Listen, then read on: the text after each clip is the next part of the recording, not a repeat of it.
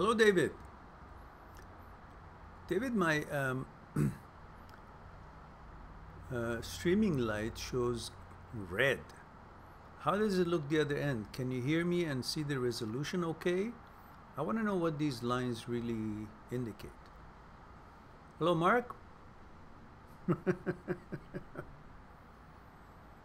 Can you guys see and hear me okay?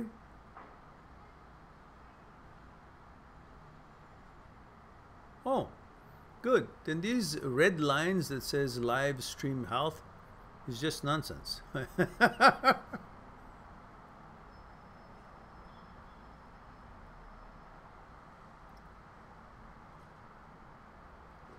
Wow. This more looks like London than Vancouver. Pretty much the same. It's London with sun. It's raining, foggy, yet there's still sun around somehow trying to show itself. Well, we're delighted to receive these good amount of rain since a day or so ago. Helps with all the BC fire around this province. I hope there will be enough good rain for California as well to get rid of their fires and help with putting out those fires. Hope you guys are doing well. So far we have David, we have Mark, we have Nastro. Hello, Nastro. And we have Nikolai from Norway. Thank you for mentioning that. Nastro is in where? New York? New Jersey? New York? Mark is in what? UK? Or in Eastern Europe? Not sure. Forgot. I know David is 23, Dallas. Hello, Roxana. Good to see you, dear. Huda says hello, dear, but I don't know if Huda is tuning in from where and how old he or she is.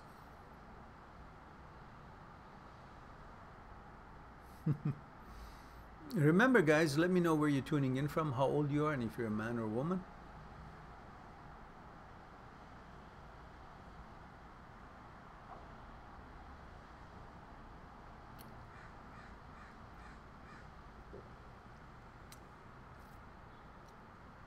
Nasro, yes, New Jersey, that's what I thought. Huda, England, okay, thank you. When you guys pose a question, make sure to let me know your age, and if you're a man or woman, if it's not clear from your name.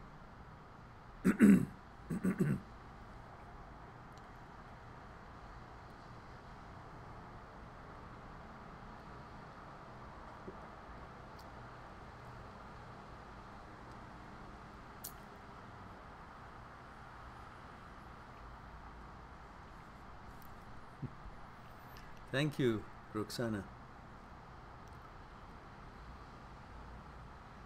Nasro. Yes, Nasro, I know you're a 20-year-old girl. But thank you very much. I could be refreshed in my memory. David, 23 Dallas, thank you. Mark says, do you ever drink coffee? No.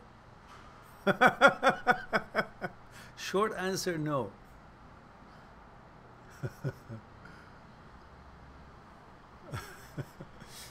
They say Nasruddin, the old Turkish philosopher for thousands of years ago, was one moment, I think the phone just rang. Just hang on, let me deal with this. Oh, it's not ringing, it's just Siri has gone crazy. I think when I called Nastro, Siri thought I'm talking to Siri, so start responding. So Nasruddin, about a few thousand years ago, or 1,000 years ago, I don't know, was sitting in beside the river and having bread and yogurt. Let's say yogurt was invented or whatever. And so maybe it was 500 years ago, I don't know. So somebody passed by and says, "Oh, hello, Mullah." Nazaruddin, he was a mullah. Says, "Hello, Mullah." And he says, the mullah answers, "None of your business." The guy says, "What? What did I do? I just asked you hello." He says, "Well, you asked me hello. I say hello. You say, how are you? I say, I'm fine." And he said, "What are you doing?" I'm saying, I will say, "I'm having yogurt and bread." And then you'll say, "Why you're having yogurt and bread?" And I'll say, "It's none of your goddamn business." So he said, I just shortened the whole conversation. And that's the end of that. So you asked me, do you ever drink tea, coffee? I should have said none of your business from the beginning when you said hello. Because then you'll say, why not? Then I have to go through all different reasons why. Of course, I'm kidding and having a good joke with you. Hope you're enjoying the humor in it.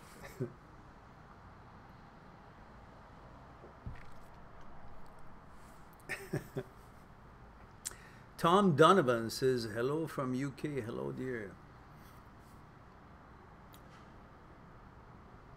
Ralph says, "Did I touch your nerve? I'm still pretty new." No, no, no, you didn't touch a nerve. It reminded me of because everybody is drinking coffee these days, and everybody's in favor of it, and they think it's something weird if somebody doesn't. So it just reminded me of that joke with Nazaruddin, the Turkish philosopher. Roxana says, "Dear Mehran, do you remember that jerk crush of mine?" Okay, yeah, I guess I do somehow. We discussed it on live chat before, I believe. Things ended before they even started with him. And after not saying anything for like a month, he texted me like, I don't see the rest. He texted me like, "Roxana, can I have the notes you took of the class we took together?" I was so pissed. So the answer for that is also what Nazaruddin would say. He would not answer the text. That's it. Nasser says, "So I've questioned. My cousin was dating a guy almost 2 years, but her family wasn't approve of the relationship. However, my cousin was still dating him. Although her family don't know, long story short,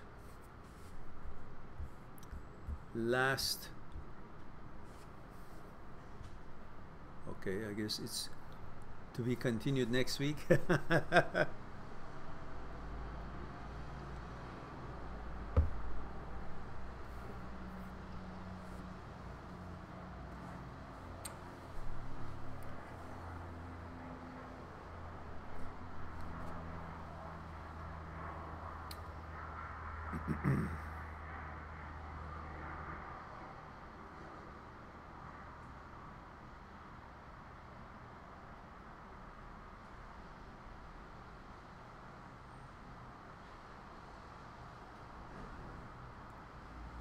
There we go.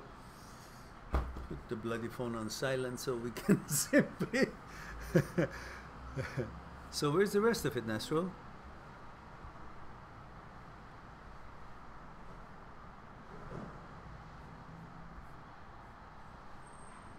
Nasrul, are you writing a book? Volume 1?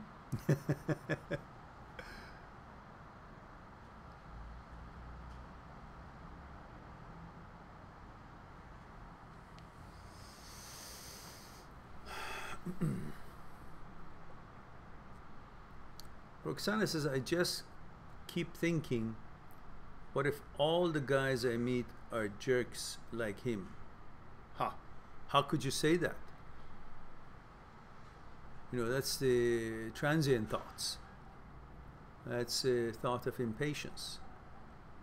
So if you go to a restaurant and you eat and you don't feel that good from the food quality, is it fair to think that all the restaurants that you will ever go in the future will also give you the same kind of a reaction to the food that they would serve, and they would have the same service and same setup and same look and same decoration and same food menu? And you know, you get the point. You can't think that way. What is the same? Nothing. Nothing is the same. In life, everything changes. Even that, whoever you call jerk, could change. I'm not saying respond to him. I'm just trying to deliver a point. Everything changes. A donkey grows up and changes. Everything changes. You can't expect everything to remain the same. Now, intelligent beings change a lot more. And some, because they think they're intelligent, they're stupid. So they never change. So, change is part of life, and it happens whether you want it or not. But being aware that it's a natural phenomena, it helps us to grow and learn more. It's okay to change.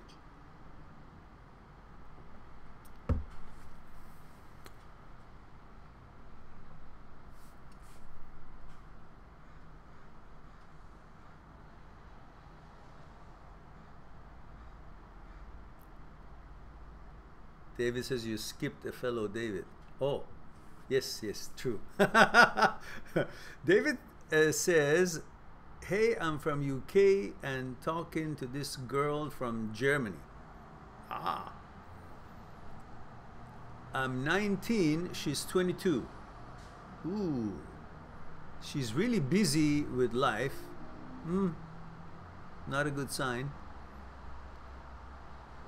I mean, it's okay to be busy with life, but when somebody pulls that card, that I'm busy with life, that shows lack of interest. If that's not real the case. Recently, she told me she likes me. Oh, okay. And I like her too. But the conversation always flows around her. Well, wake up and smell the coffee. That's how it is. If you want to have a girlfriend, it's usually conversation would flow around her. And you're there to make her feel good, let her know she's beautiful, she's wonderful, she's the best, nobody's like her, and then fluff her brain so big and puff it up, and she'll feel so good and confident, and then she'll say, I'm too good for you because I'm so wonderful apparently. She'll leave you. So, so bring a little bit of a balance in there. Just be truthful, be normal. Don't be too obviously overexcited and make her to be something that she's not. Tell her what she's good at, how wonderful she is, if she is, and if she's not, then don't. Just normal.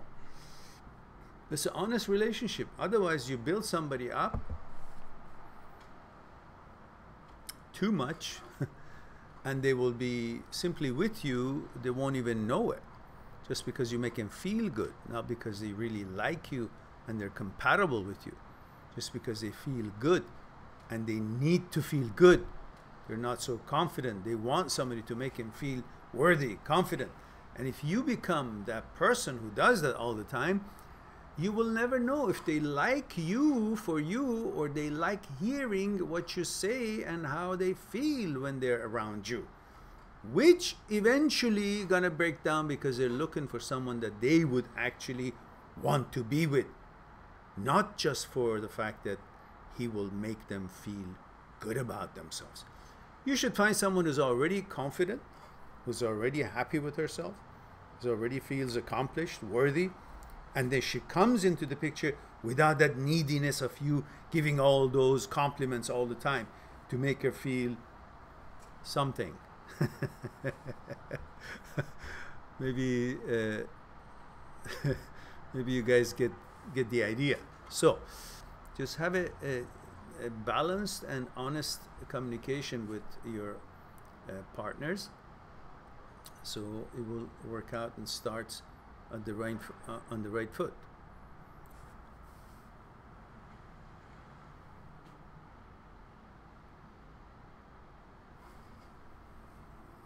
Nikolai says, male 22, today is actually my ex's birthday. Who gives a shit? Should I congratulate her? No. No. Why? What are you sucking up to her for? What for? What are you trying to say? I'm a good person? You be sorry that you left someone who said happy birthday, remembered your birthday. No, don't suck up to her. She lost the privilege of your attention when she left you. That's why it's called X. X marks the spot. It's an X, means no longer. You know? Something you throw out. Then every time you think about it, you're going to go and find where you threw it out, in the garbage, wherever it is. Or, same, somebody leaves you, that is a signal, clear enough. So you're not responsible, or you're not obligated to say happy birthday to her. Why? Okay. It's like you say happy. If you walk in the street and you see somebody pass by and say happy birthday, sir, or happy birthday, madam, you know, if it's a girl, she'll look at you weird, say, what's wrong with you? And if it's a guy, gives you a little eyebrow, says, what? Just, you know, pretending you know their birthdays somehow, but you don't know them. That's the same kind of obligation you have towards the ex. What birthday? You guys were girlfriend, boyfriend. Now you didn't decide to remain friend or anything. And you want to suck up to her, go ahead, but it's not going to get you anywhere, and you're going to feel like shit. That why did I even do that? Grow a pair. I have a video called, named, if you search it on my channel, it says grow a pair. Let's grow a pair. And watch that. You'll probably maybe get a thing or two. It's different than your case, but it's probably okay to watch it.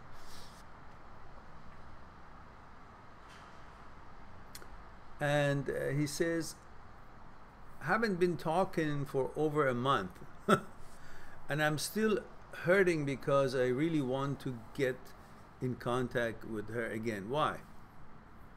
What is it that wants to get in contact with her? You say you want to get in contact with her. You. Really? You?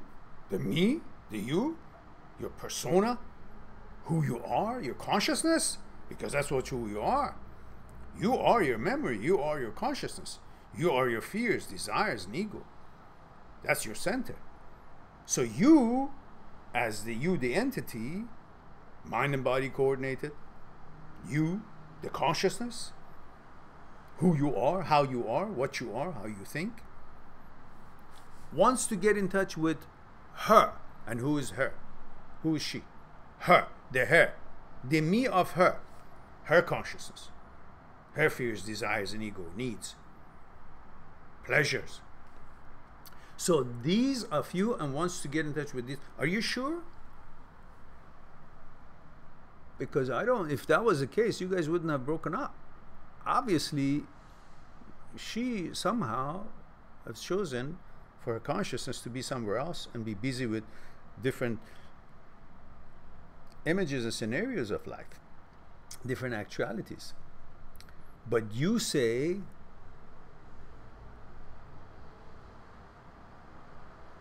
you really want to get in contact with her.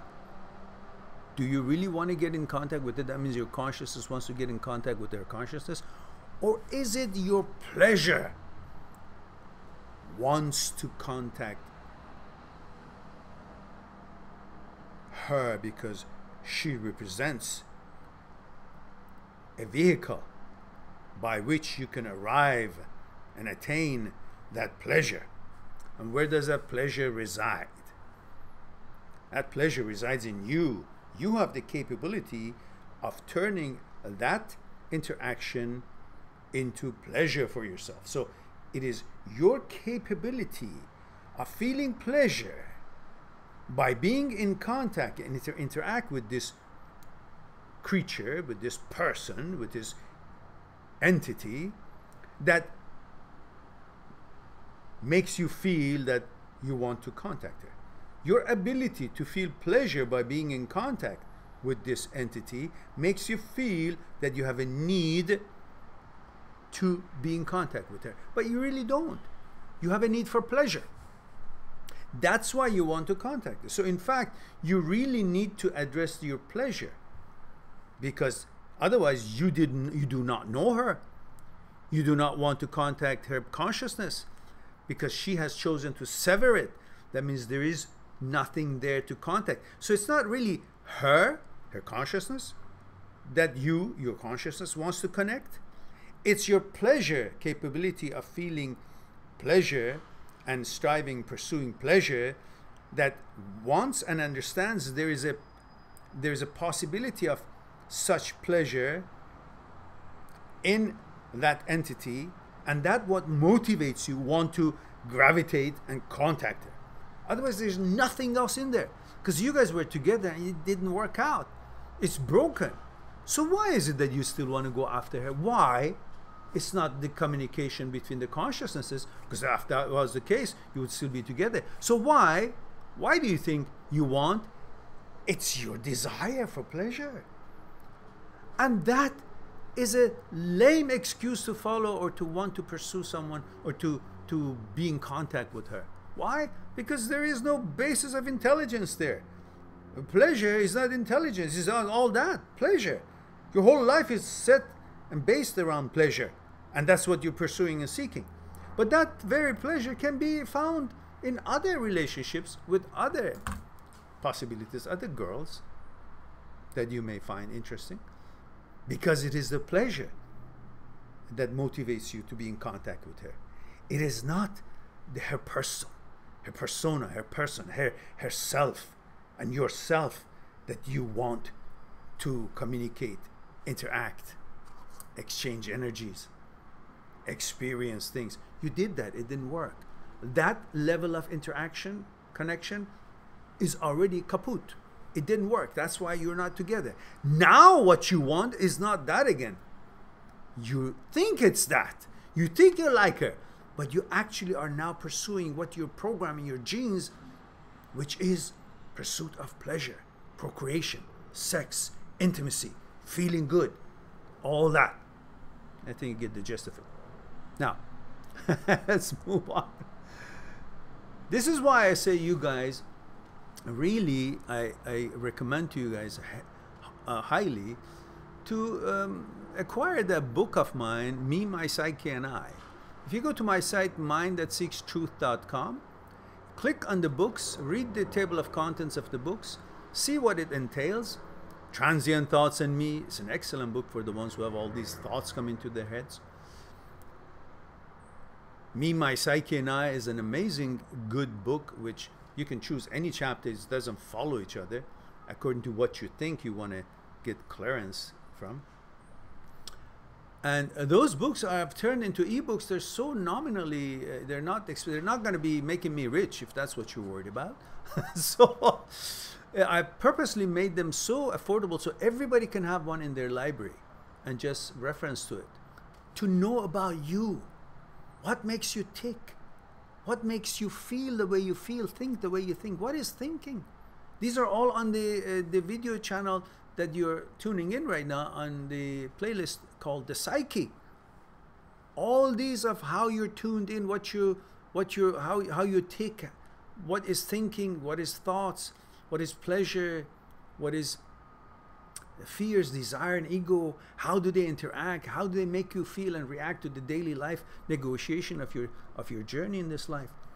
All of that is something that you need to watch or acquire the very inexpensive Me, My Psyche, and I ebook. What is it, $5.99? Like a cup of coffee or tea? I want you guys to have it. That's why I turned them into such a cheap price. Otherwise, the printed matter one is expensive. It's $80, $100.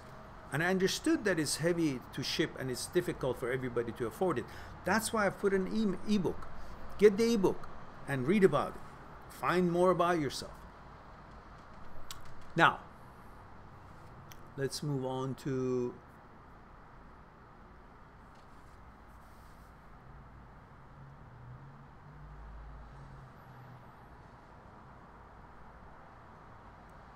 Mark says, I've just ended things with a girl I was chatting online. She was needy and I was concerned of stringing her along and hurting her. It's given me new respect for people that do the dumping. Now, one of two. Where is the two of two? Is it one of those?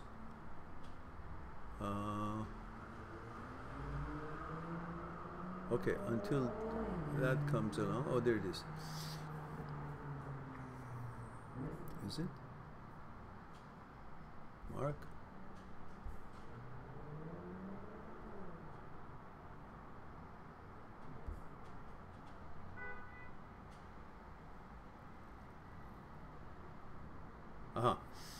I've just ended, okay, dumping and then Raf, where's the next one?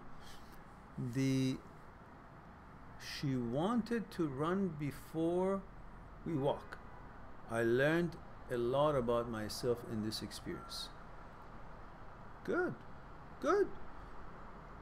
It gives you a certain kind of respect for the person that is actually interacting with you, and a certain respect for yourself, that you're not just following around and continuing a relationship just because she's a woman, she's a female, and you're programmed to follow female to the end of earth because that's in your gene. You're a heterosexual male, you love women, and you're gonna follow her just because that's in your gene.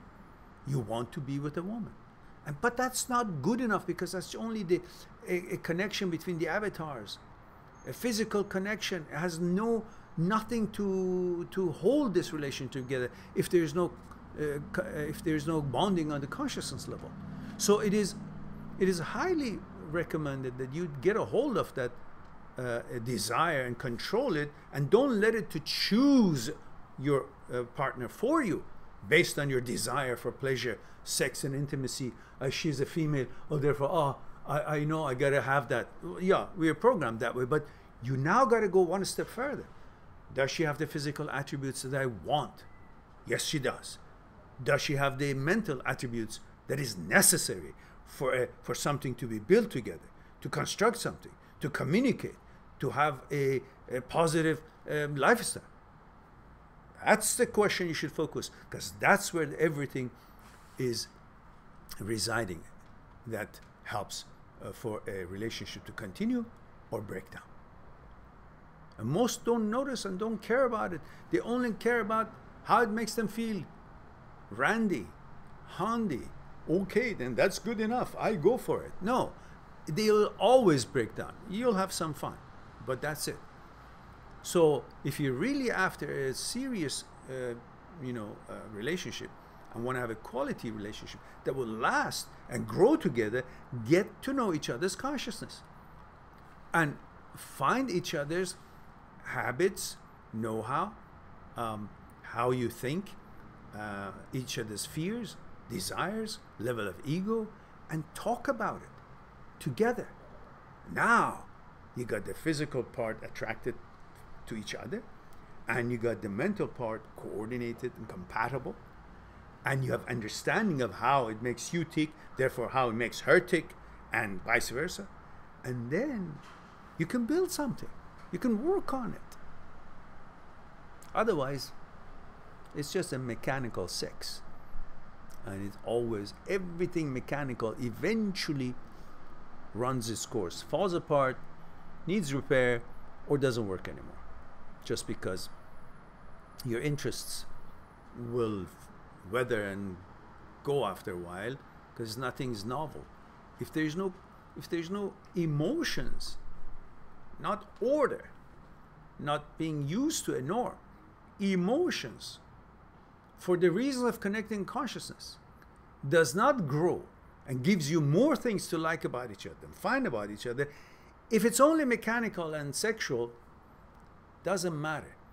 If it's Raquel Welch and Sean Connery, it will still break down if it's only on physical levels. All right. So let's go to the next.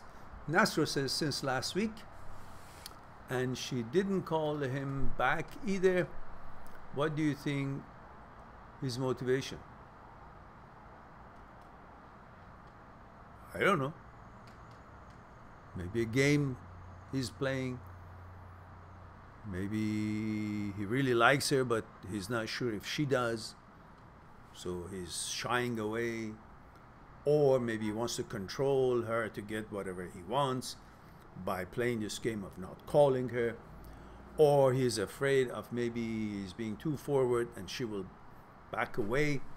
I really have no idea, Nasro, dear, because there's not enough information here. Roxana says, thanks as always. Okay, my pleasure.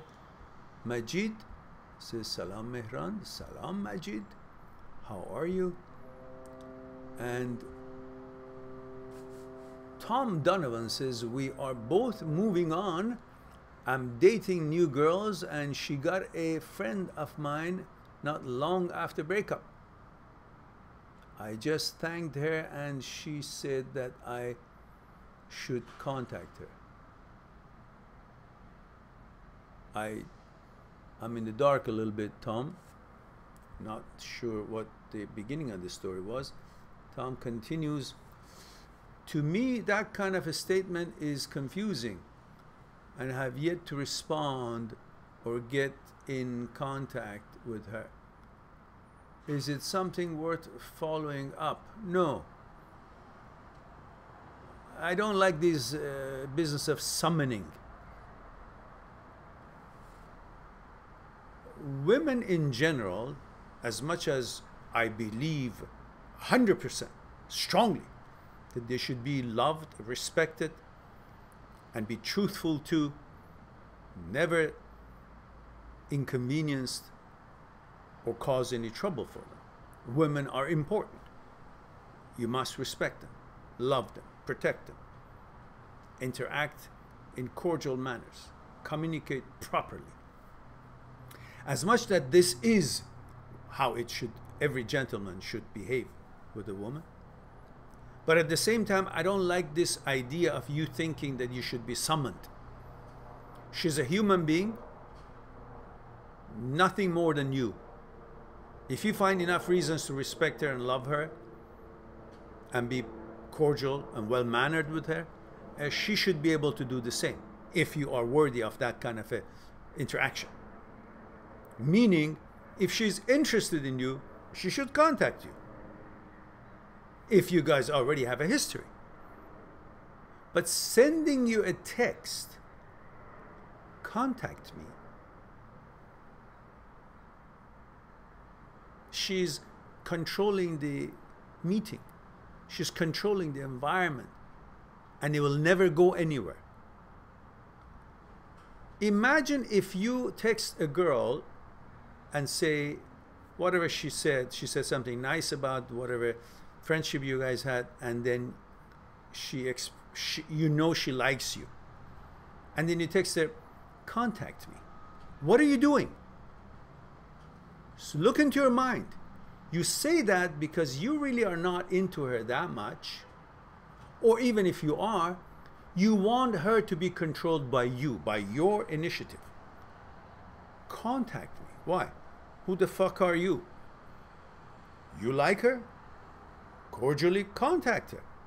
If you know each other, and see if she approves. If she did, great. If she didn't, you don't contact her anymore.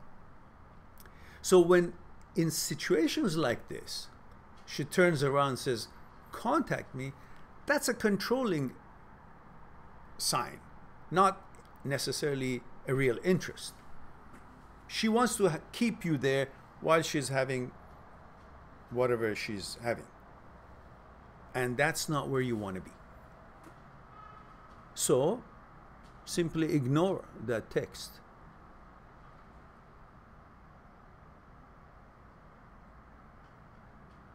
That's it. I think that would be the best. She already knows your number. She knows everything. If she's really interested and misses you, wants to talk to you, you know, you can simply say, thank you. I'm sure we might run into each other one of these days. I don't know. Something like that. Something, or, you know, it's a very busy time. Maybe whenever, maybe later, if you felt like it, send me a text, we'll have tea. Again, put it back in her court. Send me a text, we'll have tea. In other words, you need to initiate. You're telling her in a way without being rude. All right, let's move on to, I don't want to turn it into a you know, dating coach, coaching thing. Or trying to put things back together. This is about breakups. We want to move on from breakup. All right, now let's go back to Tom Sandren. How do you get over someone that you have kids with? It's so difficult because you have to see each other all the time. Yes, Tom, that's a very good question. First of all, I would again ask you guys for the 100th time, do bloody tell me where you're tuning in from, how old you are, and if you're a man or a woman, if it's not clear from your picture or name or whatever. Okay, I can say Tom is a man, but it would help to know where you're tuning in from, because that helps me with the maybe possible knowledge about the culture that you've been raised in. Age will tell me a lot, what kind of experience or stage of life you might be in. These would be helpful for my delivery and also to know my demographics. So, Tom, I'm going to wait till you respond to that. I'll go to Nasro. Nasro says, cause he broke the deal they had about she needed to finish her school first. So, say much he give her, so say much he give her the automated choice about him or her family. Nasro, are you speaking English now, or you switched on me? So say much her give her there. All right. I will cipher that in 2020. I will get back to you on that. Automated choice about him or her family. These are very good clues. I will get on it with my deciphering code department. Nasro, what's going on with you? She deciphers. She says, I mean, he very much give to her his way or highway. Well, then let it be highway, because a highway, at least you get somewhere. His way, you don't know where the hell that is, and you'll always be, you know, confused and trying to follow unclear signs.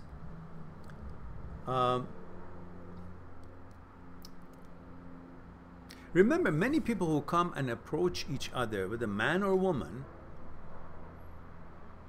people in general, whatever your gender is, they're not necessarily fair or civilized.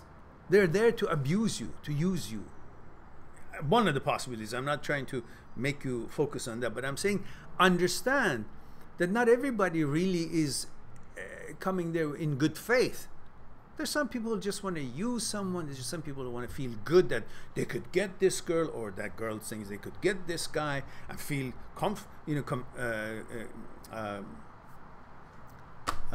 confident about themselves.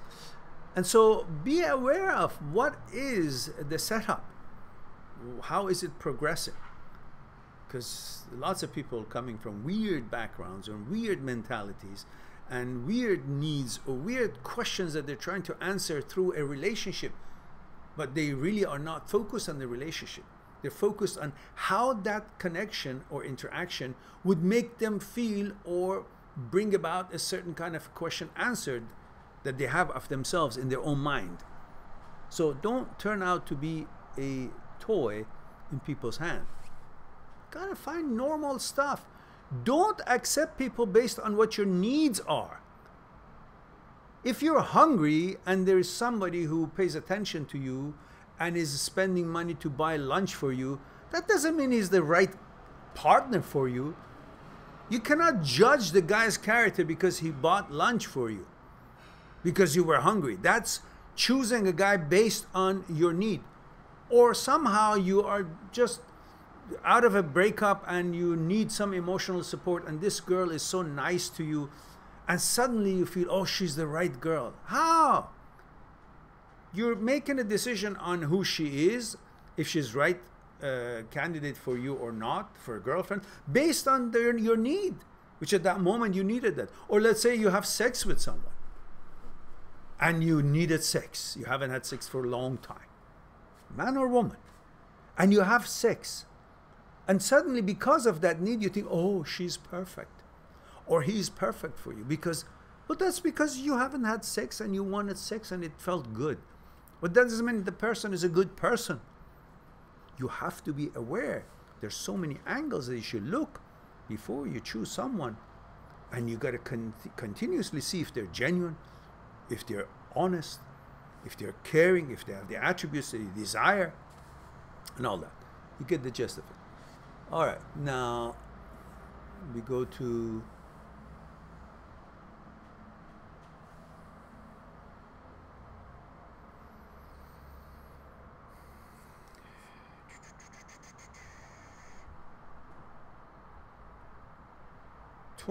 Tony Rodriguez. Says, hey man, we all need to hit the gym. Work out and start doing ourselves. You will all forget. That's right. Gym is good. About your exes, I've gone through breakups. Only way is to love yourself first. If they don't come back, they're lost. There we go. Tuta says hello. Hello, Tuta. Tony Rodriguez says we are all born alone. We meet these people along our way and are okay. Yeah, good, son. All right. Good, Tony. Good. Zebra West says, good day, everyone. Hello, Zebra. June ER says, hi, Mehran.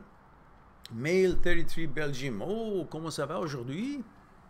Bonjour, monsieur. Bonsoir. My ex-GF, Juan or June or John, I don't know how to pronounce that, says, my ex-GF from Holland, Netherlands, 26, broke up with me after 4 years, long distance. She broke up long distance, or you guys had a 4-year long distance relationship? Is that what you're telling me? But we had plans to get engaged. Long distance? You haven't seen each other for 4 years, or once in a while saw each other, and you think that was good enough to get engaged? She blocked me, now she unblocks but doesn't talk. Neither do I. Is it very confused? It is very confusing for you. Of course it is. The reason for her was that she is afraid to move and not sure that I could provide what she needs financially. Well, why should you? You can help into the pot. You work and she has to work. Together, you'll see what happens. But if she wants to sit pretty and you do the work, she better go find some, I don't know, somebody who wants to buy a woman, not have a relationship with one. And I don't think any woman should ever consider to sell herself for, you know, in the way of, you know, getting married for money or something, or any shape or form, that's for sure. But what I'm referring to here is about if a woman expects to get into a relationship just for provisions or things that the man can buy for her, that's not a woman to write home about or wonder if she doesn't want to be with you or she blocks you. Perhaps it's a blessing. Without giving me the chance to prove that I definitely can. Oh, look. This is not medieval times that you should show that I can provide for you and you come to me. What for? Why? She's a human being. She has responsibility. She has to carry her own weight. When you guys have children, maybe you guys decide, okay, who should work and who shouldn't. Which traditionally man works and the woman takes care of the children. And then when the man comes home, man helps with the children. And the woman does other things that she can do, because basically man cannot give birth to woman to children, and man cannot really feed the children from, you know, natural way that the woman can. These are biological things. We can't change that, no matter how advanced we might want to be and how we focus on equality. There are certain things that is done by woman better, and there are certain things that is done by man better. We should not try to change the whole organization of the whole norm and the order of the species just because we're intelligent. We're intelligent. But the horses and the lions and everything else, they continue following their nature and their genes and their programs, and they are having a natural life. But we want to turn everything upside down. It is wonderful to have equality, and we all should strive for that. But there are things that you should consider. It's not necessarily needs to be changed. And that's different for each people in their own relationships. So figure that out together. But this idea of that you have to prove I can provide for you, what are you, buying a horse? It's a relationship. You're supposed to build things together. You work and she works, and you build things together. You provide for the family, for both of you. Together, you put your sources together, resources, money, what you bring in. And then when it comes to a certain time of change, you have children, you decide, okay, how's it going to be working? What is best for the family? What works best for the children? What works best for her and what works best for you? You decide all that among yourselves, and you will come to certain conclusion. But from the outset, if she's sitting there pretty and you're supposed to, you know, what, buy her affections by the amount of money you can provide, or that's medieval time a little bit. I can understand that man should be able to provide for his family, but it has to be a balanced way, not from the outset. Yeah, every man should work hard and to take care of his family.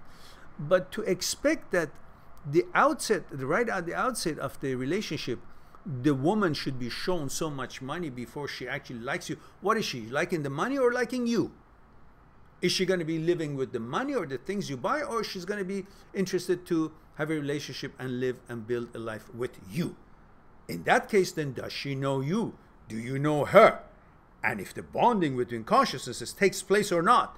The bonding should not take place between her beauty and sexual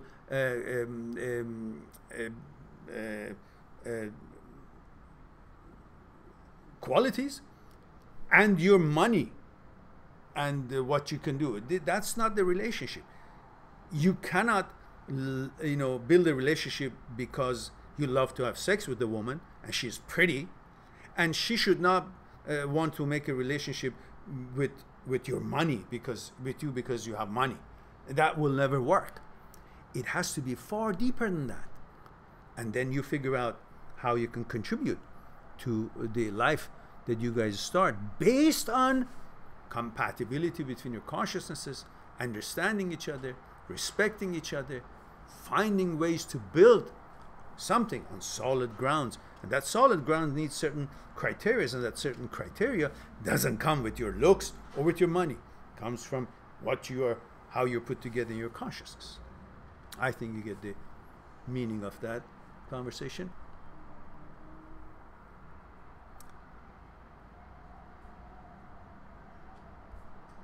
All right, let's take a 1 minute break, guys. Think about your things. I need to check something quickly just on my messages. I'll be right back. Don't go anywhere.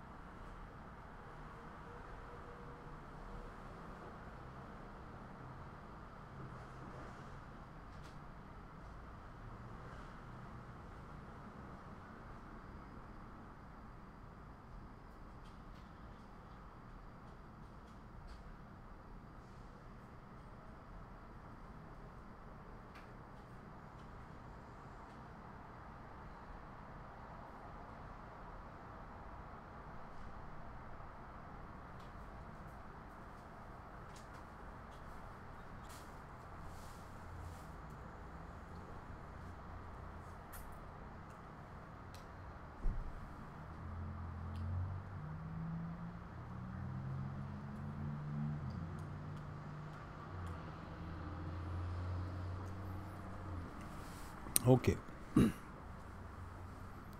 Sorry about that. Now, let's see. Where were we? So Tom Sandrin says, I'm 26 from Sweden. Hello, Tom.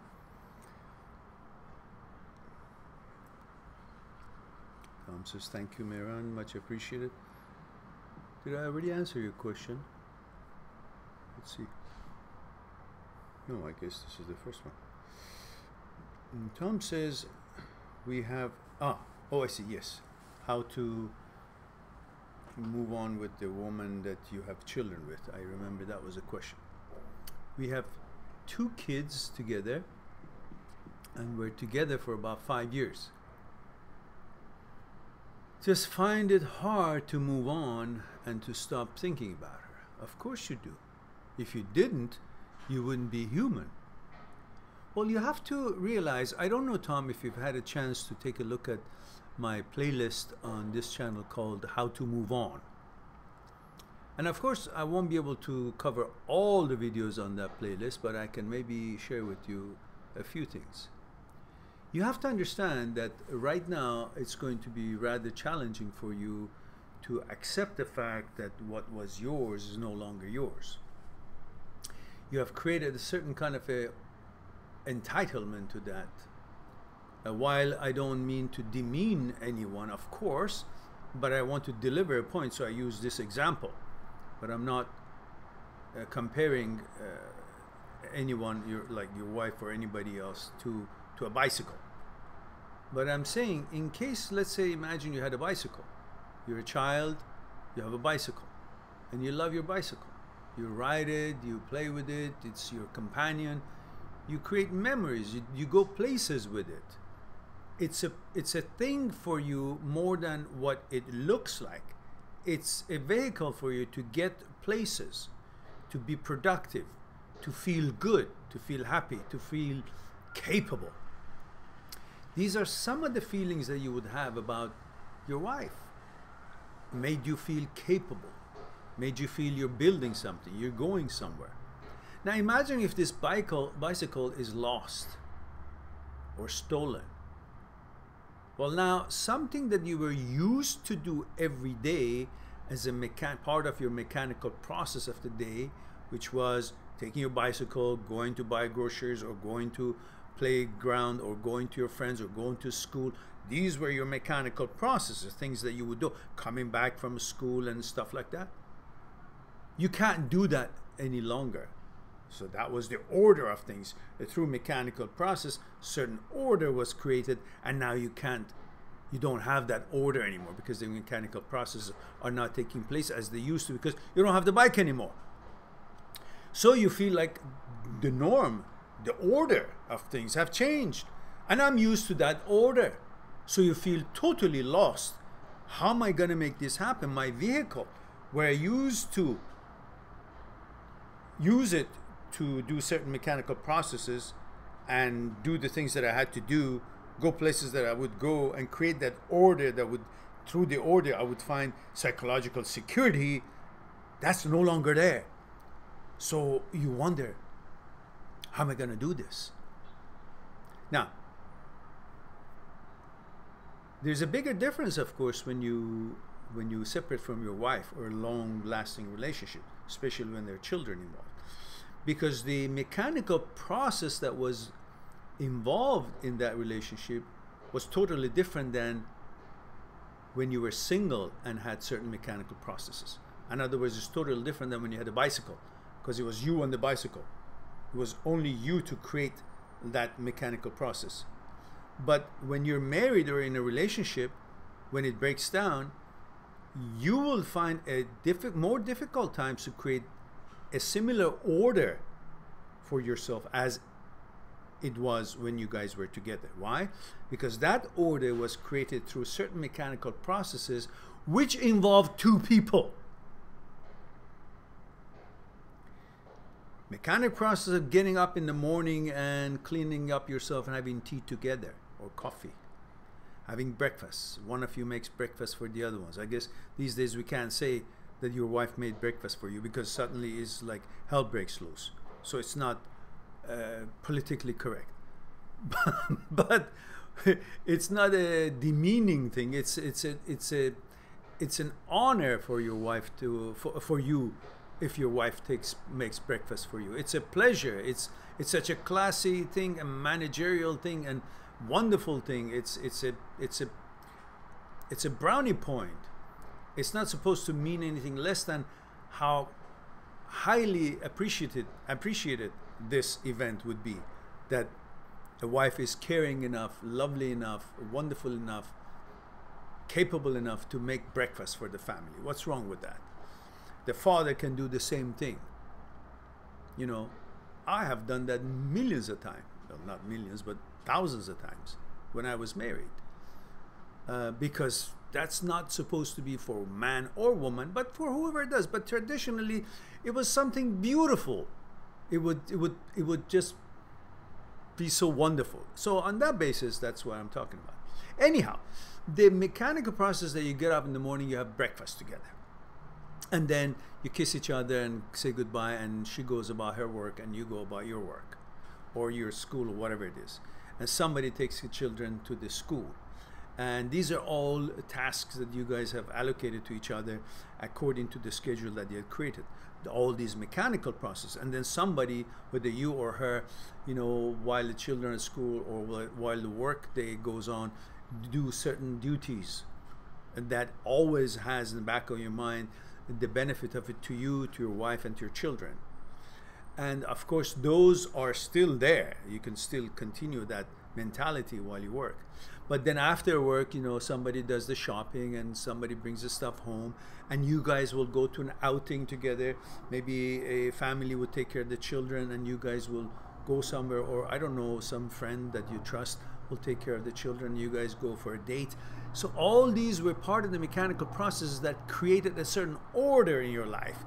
And this order that was created, that created that psychological security, elusive psychological security, was built by two people. So now that it is broken up, the order is neither there nor can be rebuilt, because there's only one of you. It is only you. And that order that was built through a certain mechanical process needed two people, because it was a marriage, it was a relationship, it wasn't a single time. So now you cannot create that order, and that's what confusing the hell out of you and makes it very difficult. And the fact that you don't see the children maybe every day, again, that messes up your order.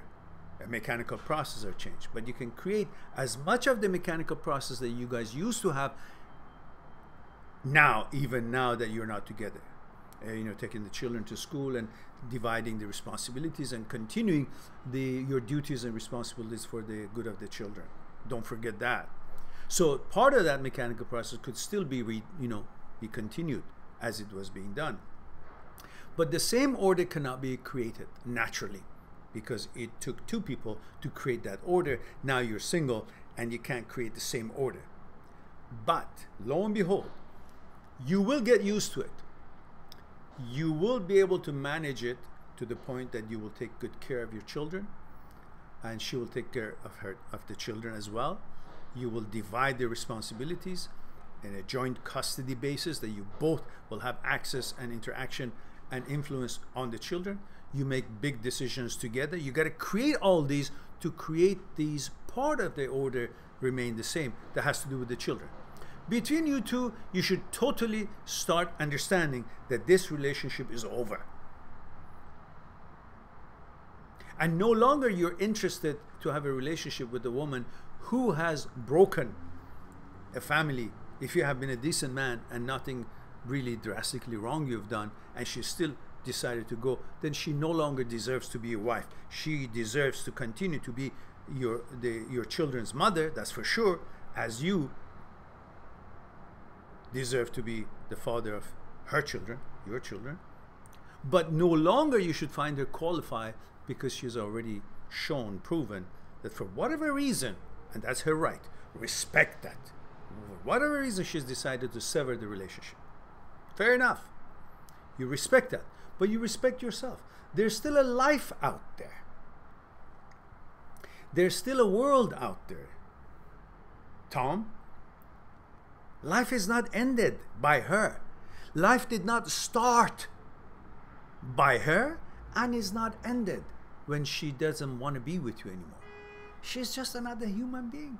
She has her own shortcomings and desires and things that she feels she hasn't accomplished, or she has. Her issues that she's trying to solve. She's just another brain, and this brain is not more perfect than yours or somebody else. It has its own glitches and problems here. You have to understand that she's just a human being. Your desire for pleasure and your desire to continue the same order that you had before and continue the same mechanical process in the life that you had with this family should not justify the fact that she's still qualified to be with you. Your desire for continuously having the same norm as you are used to must not be the deciding factor here to convince you and prove to you that because you need that order, then she is the right person to be with you, despite of the fact that she has chosen to break up this family. So understand that the order is possible. It will be a different order. It will be order based on your mechanical processes based on your own lifestyle, not on two. That will take a bit of a time, and that's what's confusing you, but it will eventually become a new norm, and you'll be fine with it. Understand that. So there's no worries here. It's temporary. It's like a hill you're trying to climb and say, oh my goodness, how can I go? You can, because eventually you'll get used to this climb and you'll enjoy it, and then you'll see, oh, there's downhill, oh, there's a straight line now after the I climbed this hill, or I had to come down from the other end, or it just plateaus and I continue on the flat surface. Eventually it becomes comfortable. So for that purpose, focus on what it eventually will be, not now, and continue making an effort to make the now to become a flat highway for you to walk on, even though it's some difficulties at the moment is in the horizon. But these are all because you're not used to the new situation. Not because you have changed or you're not capable or you can't do it, just because a change has happened. And it takes a little bit of a moment for you to get used to the new changes. Just like when the storm comes. You just got to close the windows, put boards around and make sure that the biggest storm is not going to harm you. You just get used to it, and then you close the windows, you sit at home, and if you want to go out, wear different things and, choose different paths. Then you get used to that. Then the storm passes, and again, you find a different way of lifestyle. Same thing here, a little bit different, and it's going to be inconvenient because so much was riding a 5 years relationship and children and all that. So it's the order that is going to be causing you a little bit problem, but the good news is that you will all get used to the new order. You will build a new order, new mechanical processes, and of course, in the meantime, you will eventually, the sooner you understand this, you will eventually be open for other relationships and other women in your life, and it'll be all fine. But make sure, focus your energy on your job, on making money, and on being the best father you can be for the children. Forget about her. Be cordial, fair, respectful to her, and kind to her. Always speak politely to her in front of the children specifically. And even if the children are not, speak gently, politely, and logically, and try to communicate and make things work, and it'll all be fine. You're not the first person who goes through a divorce, and you're not the last person. But what it is important for you to understand that you got to respect her choice, and you got to respect yourself. Which means make sure you have joint custody with the children, spend enough time with the children, be the role model you can be for them, make good money, and focus on the fact that life is not begin or end with her. And she has decided to go on her life. That's fine, but you must do the same. Move on with your life. Live your life. Just have a little agreement with the two of you. She won't bring men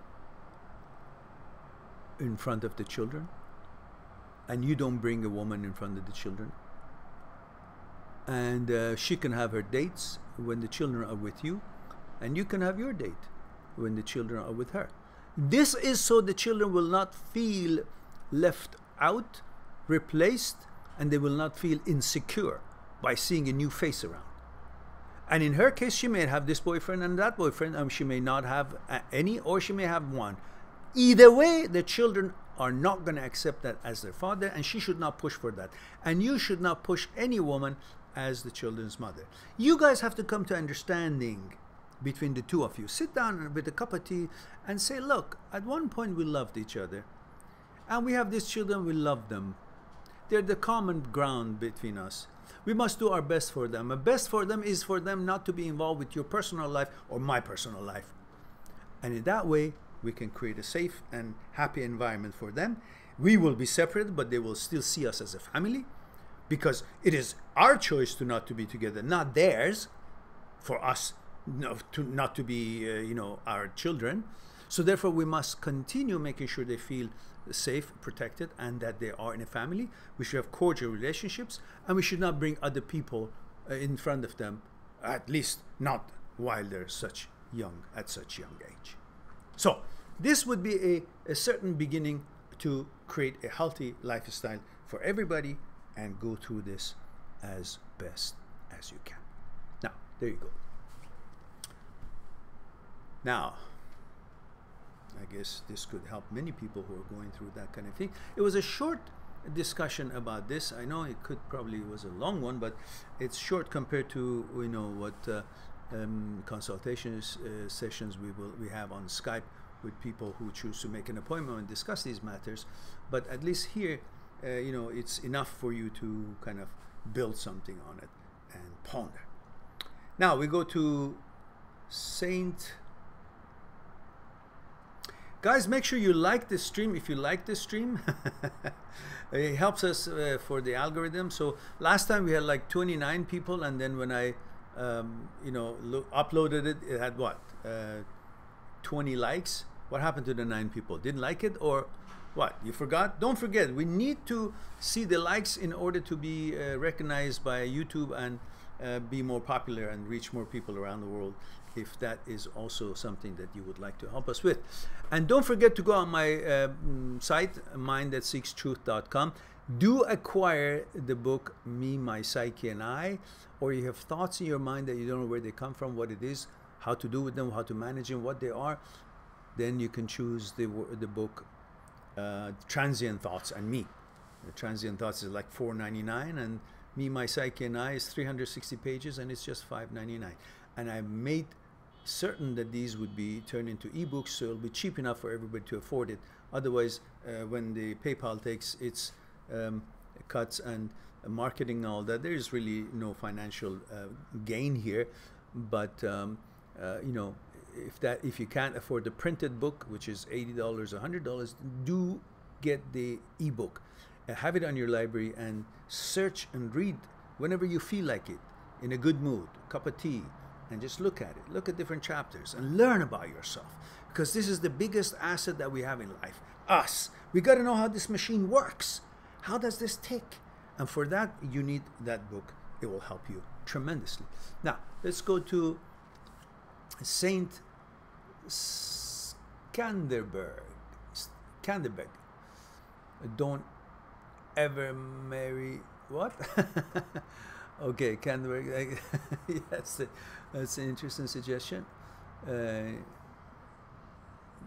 No, but that's not correct, Saint. Women are all wonderful everywhere, and you can find not wonderful ones everywhere as well. So there's no way you can say this or that woman is good or not so good. But Kalani says, Mehran, how are you? Damn, we got another hurricane in this, and this one is most likely to hit Oahu. Really? Are you kidding me? The residual of Hurricane Lane was 2 or 3 more that was forming at the time, but that's not good. Last time Oahu was hit, I was there actually, was Hurricane Eva, I believe. Maybe. I'm not sure. And it hit Kauai really bad, and then hit Hawaii. I was in the Princess Kaiolani Hotel, and electricity went out. I remember we were, people. There was no restaurants were not open, so food was a little bit scarce. But it only took a day, and everything was good. So let's. I hope everything would be fine, Kalani. Buckle up, take good care of yourselves and your family. Hope all goes well for all the good people in Hawaii Islands. Excalibur says, Hola Mehran, hola Excalibur. He says, missed you, hope you are doing well and in great health, and Aston Horston. And the hot lady, of course. Thank you for your well wishes, Excalibur. And June says, merci pour votre répondez. Je vous en prie, monsieur. Yes, I know GF is girlfriend. We had long distance relationship, he says, so we didn't see each other that much. Her idea of providing was that she has to count on me even if she works. Yeah, okay, fine, but no, let that one go. What are your backgrounds? I mean, are you both, obviously it's long distance, so where is this long distance? Like, where is she? I know you're from Belgium. Where is she from? Like, what part of the world she was raised? That would be something that could tell you a little bit more about the traditional thinking of that neck of the wood. But either way, there is no hope in hell when people haven't seen each other long enough. I don't care how long this long distance relationship is. It just creates more of an infatuation, because you really can't touch what you really are interested to touch, because you're an entity of mind and body, and the body has its own rule and mind has its own rule, and the body also wants to interact, and it's not possible. It's like it creates more of a Pavlovian dog reaction, and more of an interest and excitement, and then you become more eager as a man, because you can see a woman and you're programmed to want to be with this woman that you seem to both like each other. So that builds you up, and then you're willing to accept anything she says, and so on and so forth. It's a very unhealthy way of choosing anyone for a long-lasting relationship, let alone marriage. And and she has that mentality that her expectations don't follow. Don't start paying for a relationship. That's it. If she hasn't had enough understanding that how and what this thing can or cannot work, and if she just wants to relinquish her responsibilities and just say, okay, you're responsible for this. This is not a bloody contract. This is not, again, medieval days. So then she better go. She better go find what she's looking for, and what you enticed with this kind of relationship, which really hasn't been anything for any chance for you guys to really know each other, interact on a daily basis, and see the world together, experience. None of that has happened. So it means you really don't know who she is, and yet you still want her. Question that. Why? Genes, procreation, programming. Not that she's really qualified for you. It's the instinct of the man want a woman. That's all. And if that didn't work out, hallelujah, you lucked out, because you were heading into a real bad fall for that kind of a prerequisite to a real serious relationship. It's 4 years not having seen each other much, and the only time you guys see each other is like a couple of days here and there, lovey-dovey, and everything seems good, and you spend money and she spends money, or you guys just give affections, because it's only a couple of days. You see each other at your best, and you decide that this is how she's going to be, or how you're going to be. Not good for neither one of you. And in your case, because I'm talking to you, I think you lucked out, and you hopefully good enough, lingered enough to find out that that's not working, because she finally decided to, she must have found something more promising for her likes. And usually people who are on long distance relationships, how do you know that they're not having few other long distance relationships happening on the side? How do you know? That's why I never like any long distance relationship on internet dating, all that bullshit. You gotta see the person, interact, go have tea, coffee, to a movie, to a sporting event, or play sport together, and exchange intellectual discussions, exchange physical activities of different kinds, and get to know your reactions to the world, to how you negotiate your daily life. When you go for a coffee, how you react with people, you will get to know each other a lot more. And then place of work, where you work, what you do. So all these questions should be answered before anything. These long distance relationships are nothing but bullshit if there is not enough time to live together, to know each other, and experience life in reality, in real time, together, and see the reactions. That's how you get to know about each other. Otherwise, yeah, okay, you can fall in love with a picture, for God's sake. Because imagination, what is it? It's your imagination creates that excitement. Don't you know? You can sit down and there's no one, and you're a man or you're a woman. I'm talking about the men.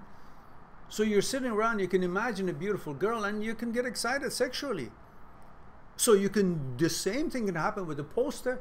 The same thing can happen in a long distance relationship. But that doesn't mean just because you get excited and you create these good images of her, what a wonderful wife or what a wonderful girlfriend it is, that's going to actually be reality. No, it's your imagination. You have a good imagination. Every man really pretty much has when it comes to that sort of stuff, imagining their mate. So that is not good enough. Long distance relationship is bullshit. You gotta see. You gotta see. Interact physically with energy and physical interactions, intellectually, consciousness. See each other, how you behave. Then you may have a basis to decide if you guys are compatible or not. Otherwise, long distance relationship, you sit on a Skype or you go visit for a day or two, and everybody's on their the best foot forward. Everybody looks shiny and fancy. But that's not a representation of a real person, who you really are, who they really are. So you can't choose that way. You're locked out. Be happy. Go celebrate. And focus on your job and find another proper and within the same vicinity of where you live, so you can experience life in actuality and real time. All right. We go to next one. Says, last time I wanted to talk to her about this, but then she blocked me. Forget that. So why she unblocks me now without talking honest? Okay. Yeah. No, it's not very hard. Just you follow what I said, and I'm going to upload it again, listen to it again. You will see the flaws that you allow to make you fall into your own imagination about her. You gave an image of her in your mind about her. It's not her. You created an image of her just for the limited information that you had. Now you fall in love with your own creation, not with her. You locked out. Move on. Enjoy your life. A lot more to life than this kind of nonsense. All right, let's see.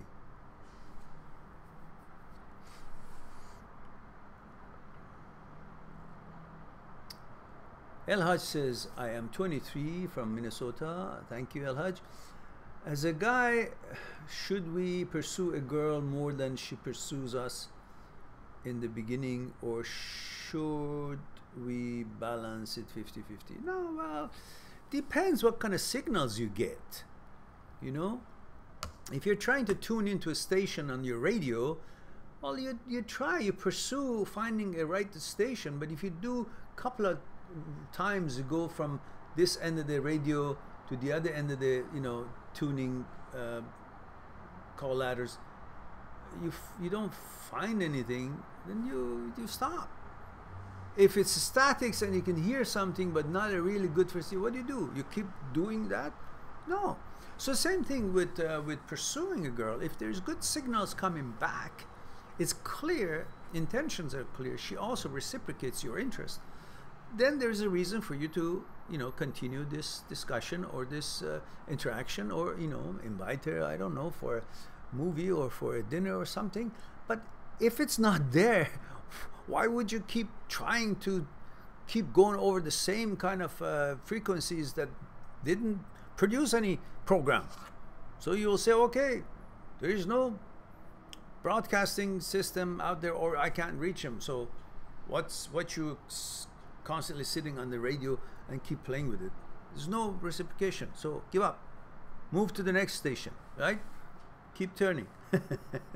Next. Or watch a movie.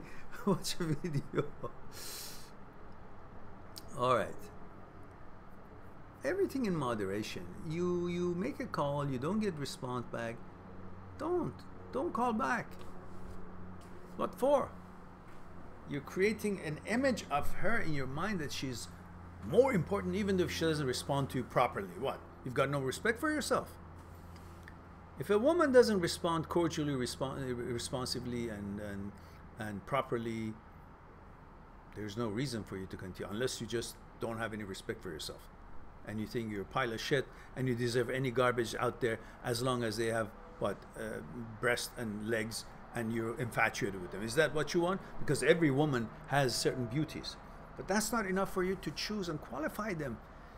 you got to see if they reciprocate, if they're properly interested, and if they're properly behaving, if they're interacting with you properly, if there's something there to build, some connection, there's enough compatibility, harmony, bonding on conscious level, have some similar intellectual capabilities, then you got something. Otherwise, none of the thing is there. And she doesn't respond. What are you going after for? Why is she qualified? On what basis? Now, Excalibur says, Mehran, do you think political correctness is killing us and making us the most whiny generation of all time, or is it positive steps forward? No, not really. I don't think it's, well, depends on what political correctness you're talking about. If it's about equality between human beings, yeah, it should be there. Everybody should be equal, treated equal, and they should all be judged regardless of their color, their skin, or nationality, or religion, or gender, based on how they affect the communities and the societies that they are living in, how they affect the world positively in general, how they help the humanity, how they contribute to the society and community they're living amongst, and how positive role models they are to children and to the others. And so depending on their effect and their level of positive influence and effect on the society, that's how they should be judged. That is what everyone should believe, in my opinion. That's a sign of a civilized world. But if you're supposed to turn yourself into something that you're not, in order to show that you agree, you are not gonna object or be a nuisance to the things that there are by nature in this way or that way, if you are against certain political beliefs and yet you want to show that you're not against it by actually overly paying attention to it and be concerned about it and liking it and promoting it and cheering for it, well, that's unreasonable. Well, you can't be normal then. It's like saying, because I don't like walnuts, I'm gonna show that I buy walnuts and eat more walnuts just to show that I am not against walnut. So I will be considered a good non-walnut liking person. Not non-walnut liking person, I mean non-walnut, yeah. I prefer other fruits, let's say. So in other words, if you don't like to bike, you're not supposed to be pressed into ride a bike so you can show that you're a good person who doesn't ride bikes. I just want to simply say, I don't bother or be against anybody who rides a bike. I don't ride bikes because I don't know how. I ride a horse, or ride a car, drive a car. You know, what I'm trying to tell you is that everything in moderation. You can't choose to press who you are just to show that you're not against something that you happen not to be of that sort. You just got to respect whatever else is out there that you are not like, but at the same time you should have the right to be who you are as well. It should go for everybody. That's probably answers your question in some ways. So El Haj says, or should we balance? Okay, we see the Sam Mendimasa. Hi Mehran, thanks so much for all of the advice. I'm 22, male, graduate student in Maryland, USA. I was seeing a 30-year-old female for 6 months, 6+ months. And I just found out that she cheated on me with a close friend. She stayed She say wants to be together and is willing to cut off all communications with this person. My question is there ever a reason to stay with an ex that cheated? Thanks so much in advance. In my opinion, no. Why? She was with you, she goes fucks around, and she wants to come back to you and say, okay. What would happen if you had done that? It will hell break loose. She will never trust you. And you will always have that in your mind. And you can't find a justification. It's very, very inappropriate behavior. If you're in a committed relationship,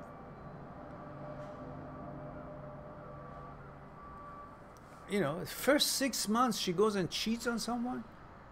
Not that it should ever happen after a committed relationship is set between the two people. But if she does that in the first 6 months or 7 months or whatever, what else do you need to disqualify a woman? So she's one of those that she says, oh, I have this, but let me not take care of this one. Let's go see what is that. Well, that's always going to be the same. No, she's done, gone. Let her go. Go find another one. Another one who is serious and respects herself. People like this who cheat without having a certain arrangement with their partner that, listen, you know, we're going to be fooling around with other people too. And if that's acceptable to both of you, well, that's acceptable to both of you. But it's discussed beforehand. But if somebody goes and cheats and you find out, or they later on they feel sad that, oh, maybe I shouldn't, oh, now I gotta better tell him to clean it. That's their mentalities. They will always maybe want to do that. At the same time, they could have learned a lesson and never do that. But I don't think there is any justification. If she has guts and personality, she would have broken up with you. She'd say, listen, Sam, it's not working out. I think you feel it too. So let's just take a break, or let's just not be together. At least, and let's see what happens in the future. If she was smart enough and, you know, she would say, okay, let's take a break or whatever. At least. But still keeping it together and doing what you want. That's just such a disrespectful, not just to you, to herself. She has no respect for herself. People like that who do these sort of things, they have no respect for themselves. If they have no respect for themselves, they will never have respect for you. So for me, that's a deal breaker. Bye-bye. You can be nice and polite and cordial with her, but you don't have to let your interest in being intimate with her to override your logic and the other things that is necessary for a relationship to work. It is not just sex and your interest in a beautiful woman or a woman who pleases you in ways of sexual intimacy that should be good enough for you to decide, okay, you know, I can forget everything because I am the slave of my own desire. I'll do anything for pleasure. So in fact, you're not in love with her, or you don't like her, you don't have a relationship with her. You have a relationship and love and lust with your own pleasure. That's what you're trying to satisfy. You're trying to satisfy your desire, to fluff your ego, and through which enjoy a pleasure. So you're really following your pleasure. You have no relationship with anybody. You have a relationship with pleasure, which your whole life is centered around. That is what you should be knowing. Do you want to have a relationship with this entity of a humanity, of a human being, of intelligence? Or you want to have a relationship with a pleasure, which your whole life is set around? If that's the pleasure, well, you can have that anywhere. But if you really want to build something, it needs a lot more than just she having a beautiful ass or beautiful legs or beautiful breasts or beautiful face that pleases you and gets you handy. That's not going to last. You cannot build a relationship based on sex. You cannot build a relationship based on pleasure. Because that would be the limit of it. That's it. Nothing more comes of it. And there's always downhill to break up.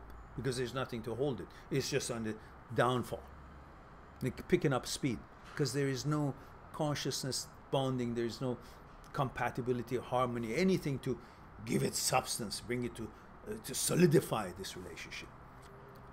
Okay, I guess you got the gist of it.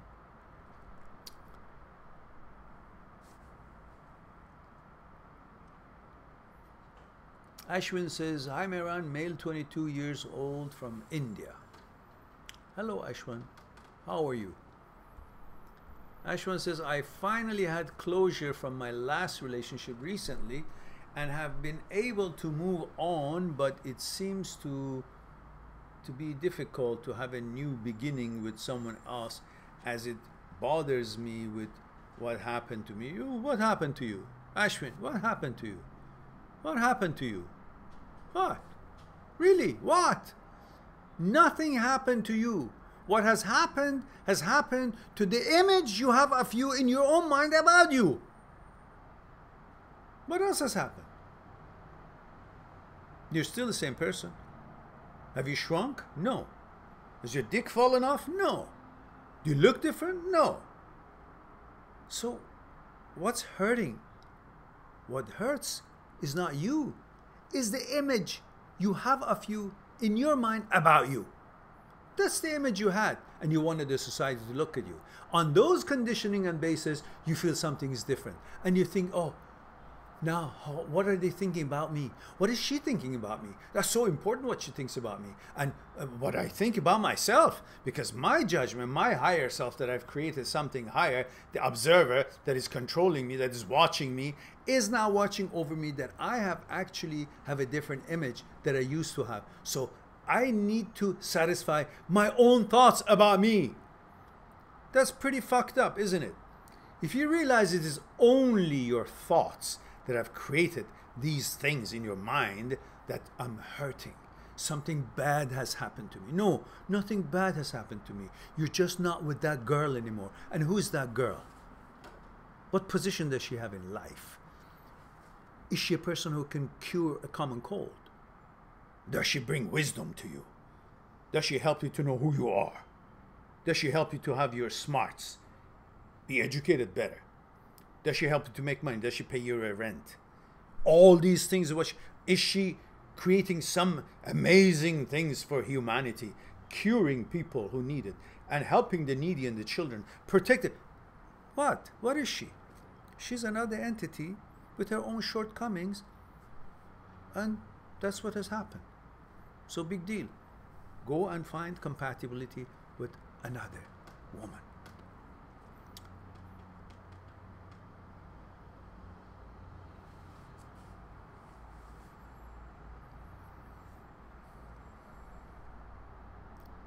Ashwin, move on with your life.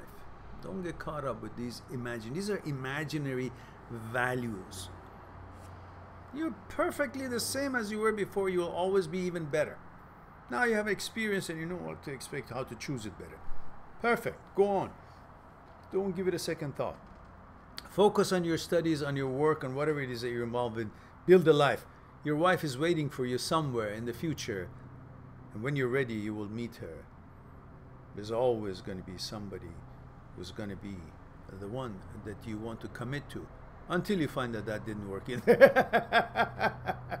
or however it's going to come out to you. You'll find out then. But at least this is not the one that has broken up with you, or however it has happened. Now,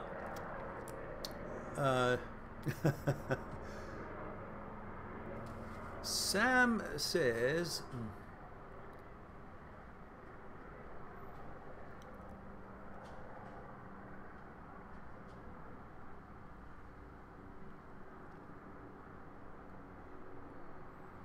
my question is there ever a reason to stay with an ex? Okay, no, we discussed that. Okay, so now we're going to Sam again says, meant she will want to be together and is will. Yeah, I did. Yeah, I saw that. I understood that. No.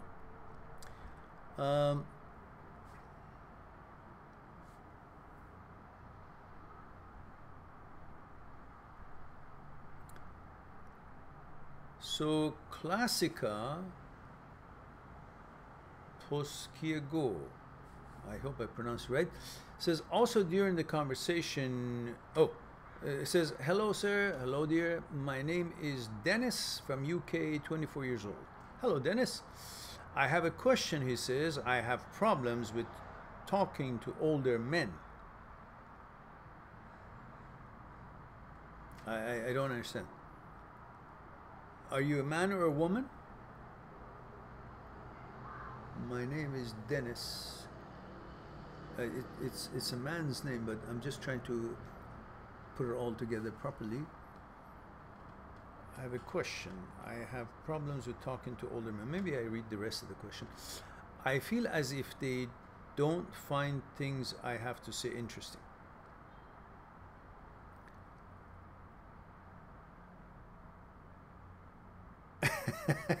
Okay. Classic, I understand. Yeah, I think I understand where you're coming from. Before you helped with more information. Yeah, I think your problem is about the fact that because they're older, you have a problem thinking that they would take you seriously and be cordial enough. You're talking about human-to-human relationship. It's not about any other kind of a relationship. I understand that. So let me read the question. It says, I have problem with talking to older men. It feels as if they don't find things I have to say interesting. Also during the conversation, me and person I talk to, I get nervous and it seems like they want to end the conversation as soon as possible. It happens only when I talk to men who are 15 plus years older than me.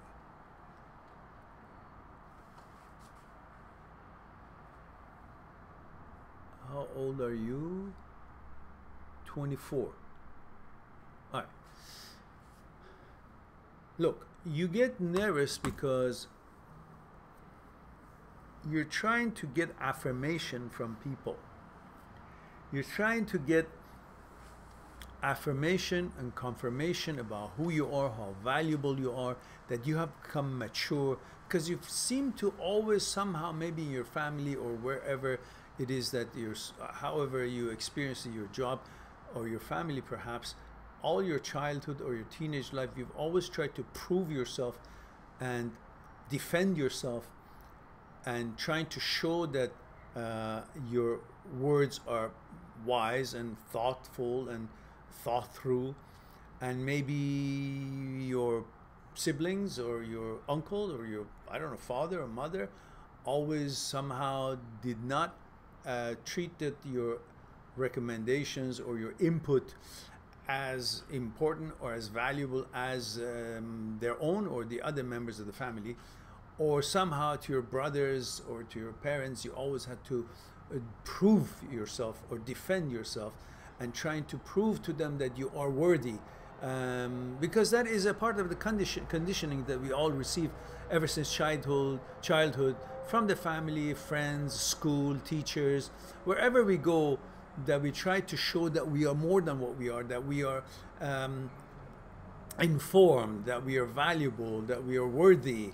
And we have learned and been conditioned that that comes about only if others express their opinions about us in favorable manner. So we're always in pursuit of getting that confirmation, that affirmation from people's opinion about us. So we are willing to do whatever, and it becomes so important for them to agree with us for something that we say, in order for us to feel good about ourselves, that yes, we are mature, yes, we are being considered as part of the society. But who gives a fuck? Who are these people 15 years or 20 years or 30 years older than you that you think they actually know it all, or they actually know much more than you do, or they deserve to be in a position, to be given a position to judge you and give you an opinion, that opinion would make or break you, or that opinion makes you validated or not validated? Who gave them that power? You did. On what basis? On the basis of your conditioning, that you would only know about how you are, who you are, how valuable you are, by the opinion of the people about you outside. From outside, they're going to tell you who you are. That's bullshit. You will tell who you are by the things that you accomplish in your life, the things that you achieve in your life, how you treat people, what you accomplish, how you achieve your goals, the things that you want to make out of yourself, how you research, how you develop yourself, the things you learn about your own psyche, who you are, what you are. Not based on opinion of people. People's opinion is not a currency for your value. We have learned and been conditioned to think that the currency for our value is people's opinion. So we're running around like everything else, trying to make more money. So we're trying to get other opinions, other people's opinions favorable to us, because that makes us more valuable, because that's currency. Please agree with me. So I'm going to just do whatever you want, say whatever you want, just try to, agree with you so you will agree with me. None of that shit. Fuck that. Say what you want to say. Having researched what you want to say to have foundation of scientific or actual proof that you have studied this and you're expressing that, and whether they agree or not, who gives a shit? When you're talking to these people, do not right away, before you know who they are, what their background is, and interact with you, give them the courtesy of that they already are better than you, more knowledgeable than you. They're just older. That's all. There are lots of people go through life, they're born like a donkey and live as an ass. And they're as old as they get, but they still don't know shit. Age doesn't bring necessarily wisdom and, scientific knowledge or knowledge. It's what you have done in that age. Have you studied? Have you reviewed things? Have you researched things? Have you tried to learn things? Have you pondered? Then plus age, then it means something. But just because somebody is older than you, that doesn't necessarily mean he's wiser or more informed. Or you have to impress them, so you get that brownie point of value, then you feel confirmed. Somebody 15 years older than me agreed with me, so I must be really genius. What about if the guy is an asshole? Is a loser, no education, no nothing, agreed with you. So who agreed with you? Some idiot. It's like somebody who doesn't know play piano, and you play a little piano, and the guy from the street says, "Oh, you play very well," and then suddenly say, "Oh yes, I am. Thank you. I must be a real good player." But the guy doesn't even know what piano is. He can't even play a note. But her view about it, or his view about it, suddenly makes you feel what? Or what if you are like, you play a little piano, a good piano, but the guy really plays a shitty piano, but he comes and tells you, "Oh, you play very shitty." And you say, "Oh shit, I must be playing shitty because this guy said so." Who is that guy? How well does he play? Have you figured that out? Or just because he's older than you and he happens to know how to play piano a little bit, suddenly makes you inferior to his skill of playing piano because it's an opinion coming from outside. You should learn the opinion of people coming from outside does not determine your worth and value or affirmation, who you are, how much you're worth, how good or bad you are. Your accomplishments, the way you deal with people and you affect people, and how you're expert in whatever you do, is what sets the tone for your value and who you are and what you're all about. You gotta understand this. The guy is 40 years old and you're 24. So what the fuck that does mean? Does that mean? Nothing. Maybe the guy went through life like an ass, like an idiot. Didn't accomplish anything, learn anything, and now his age suddenly makes you, wanting his affirmation, and that one makes you nervous talking to them. Why? I don't care if the guy is Einstein. You stand in front of Einstein, as long as you're polite and you want to learn, you recognize that the man is a genius in what he's learned. What's there to be nervous? You're there, and he's helping you. He hasn't disrespected you. So what's there to be nervous? You want to talk. But the fact that you want to impress them, to get that brownie point, to get their agreement, that they have a good image of you in their mind, which is a condition from childhood, that you have to have other people like you. You have to have other people to think and tell you, there, you're a good boy. Then I'm a good boy. You're conditioned to respond to that. That's what makes you nervous to begin with. But get that out. Say, I don't need their opinion for me to feel how I feel about myself. The actuality and reality of who I am. And then you'll just talk to them. If you learned something, great. If you didn't, it doesn't matter. You didn't. But don't ever give them the whole credit of they're better than me because they're older than me. Why? I know lots of old people that haven't made a jack out of themselves in their whole life, and they came like an ass and they're going to die like a donkey and no change. So, are they better than you? On what basis? If you understand all these, you'll be fine.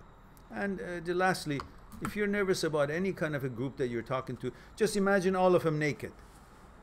Suddenly you start laughing. So, oh, they're just human beings. They're no bigger and better than me. They have the same shortcomings, same problems, and so they got to cover themselves. And now I can see their reality is just, big belly like this or like that, sitting, and they're naked or in their shorts. And you laugh at it, and then they're not so important in your mind anymore, and you won't be nervous. That's the last straw, if nothing else that I talked about too, about this here works for you.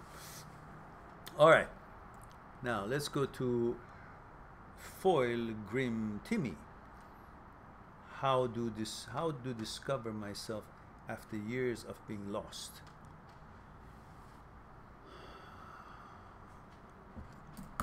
Well, I can turn this into a really funny story, but I don't, because I don't think you're here to laugh with that kind of a short question.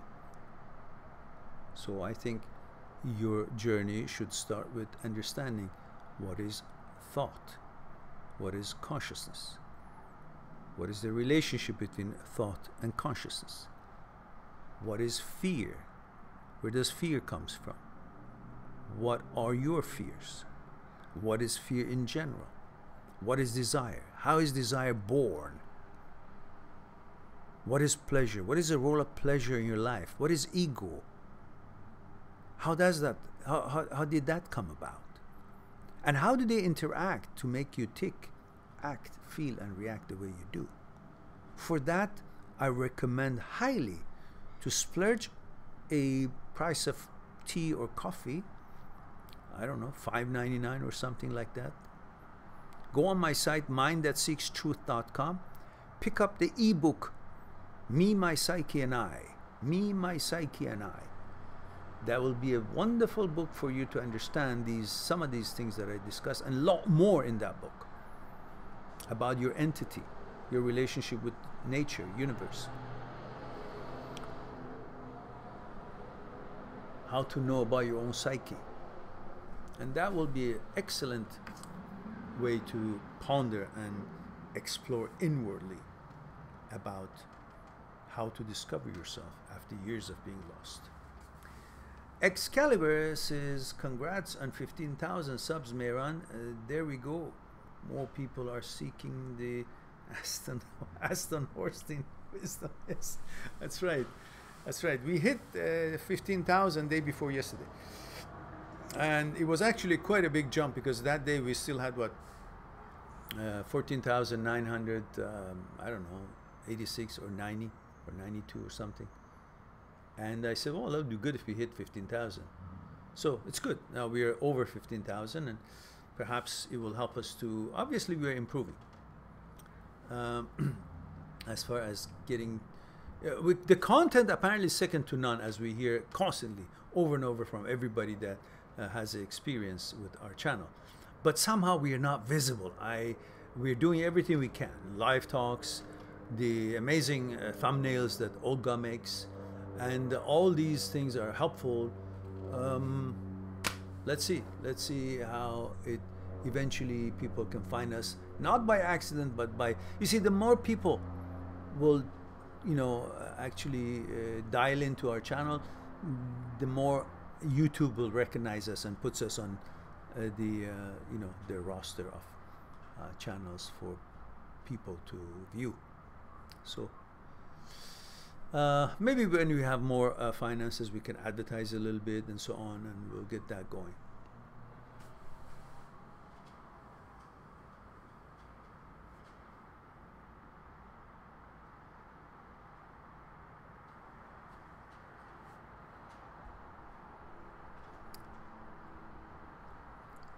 Daridi says, I'm so thankful for your channel. Well, I'm delighted, Dar, that you are enjoying the channel. I hope that everyone who's here has subscribed. If you haven't, please click on subscribe button and subscribe. And if you haven't liked the stream, please do like it, because I can see 21 people right now, which I bet you these are just the active people. There are more people watching. I hope that they will click on the subscribe button right away and get that over with and help us to grow.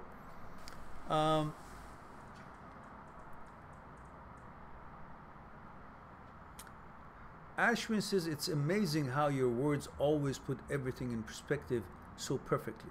Well, I'm delighted, Ashwin, that you're enjoying the content. Daridi says, 34 male USA. It's been 3 months. I was emailed and cut off without reason after 5 years. What a courageous woman. I had no closure. During the day, I'm fine, but I have trouble sleeping. My dreams wake me up. What should I do? A couple of things. We can discuss it a little bit here, but I think it would be good if you go on my site, mindthatseekstruth.com, and make a Skype consultation appointment.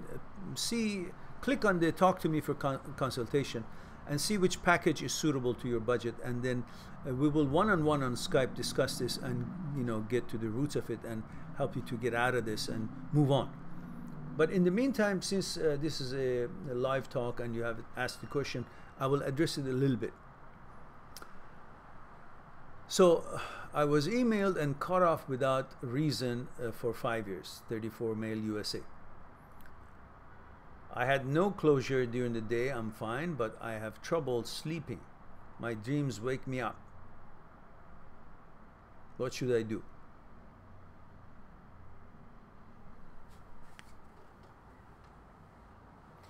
First of all, if someone after 5 years relationship breaks up with you by an email, she's categorized to be a very low self-esteem, a coward, and that alone tells you how lucky you are you didn't end up marrying this girl, because she has no honor of actually respecting the time that you guys spend to each other and with each other, and discuss this and break it up in person over a cup of tea, a proper setting, pleasant discussion, good thinking of the memories, appreciation from both sides, a nice hug, and reasons or somewhat explanation at why it can't go on. And that's the end of it.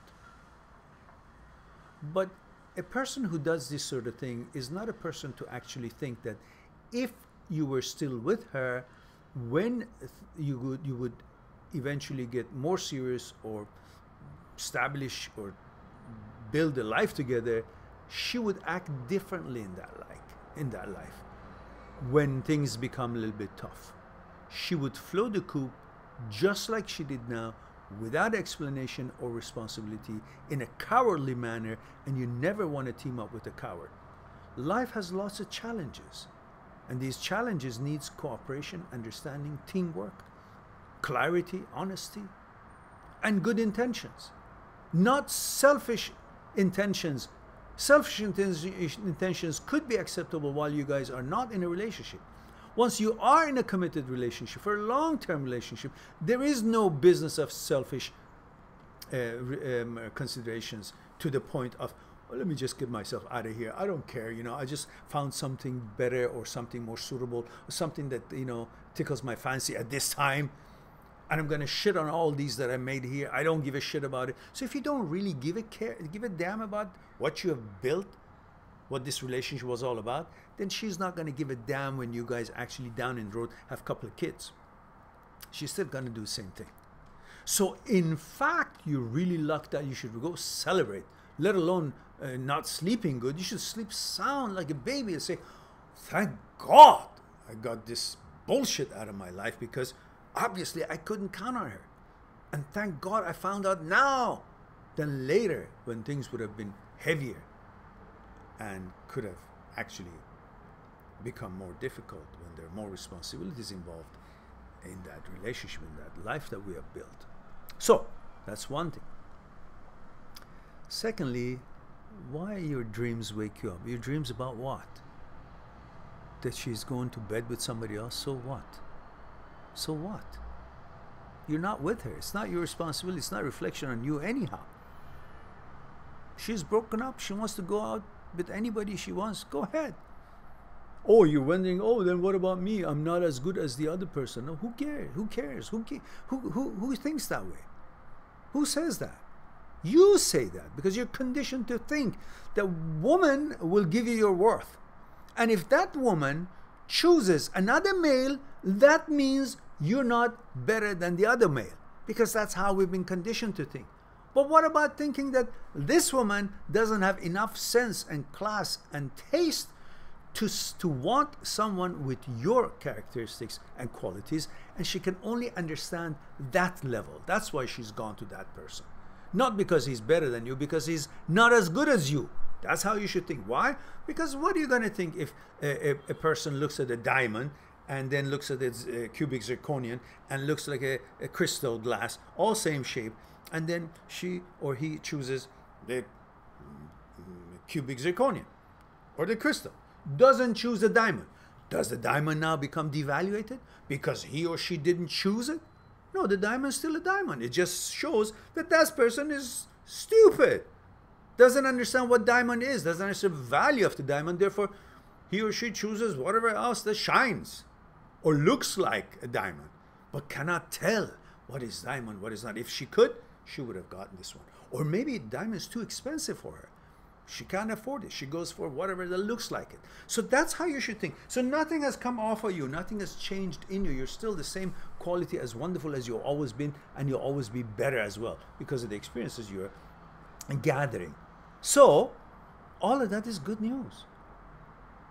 You don't sleep because you're just creating these questions as if they matter. Oh, she's fucking with somebody else. So what? What? Is your life concentrated and summed up in her vagina? That suddenly, if something happened to that vagina and somebody else is having whatever with her, and then it's gonna affect your life quality, your understanding of this experience of life, your character? Is it actually makes a difference to you? Are you represented? Is your worth and value represented by her genital?